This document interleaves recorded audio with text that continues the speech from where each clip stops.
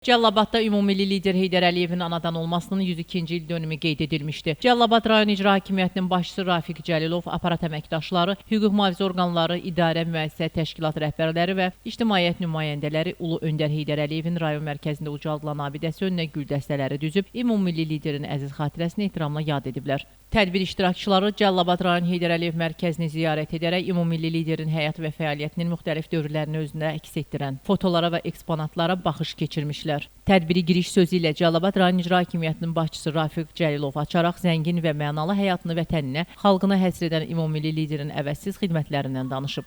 Müasir Azərbaycanın mürəkkəb və taley yüklü dövründə dövlətə rəhbərlik missiyasını öz üzərinə götürən Heydər Əliyev xilaskarlıq və quruculuq missiyasını şərəflə yerinə yetirməklə nəinki xalqımızın ən parlaq siması, eləcə də dünya siyasi elitasının görkəmli şəxsiyyətlərindən biri kimi tarixdə silinməz iz qoyub. Çıxış edənlər bugünkü günün əsas mahiyyətindən danışıb. Sonda tədbir Lənkəran Astara Regional Mədəniyyət İdarəsinin Cəlilabad rayon üzrə mədəniyyət nümayəndəliyinin solistlərinin ifasında konsert proqramı ilə davam etdirilmişdi. Könül Kazımova, İlqar Mustafayev bugün informasiya proqramı üçün.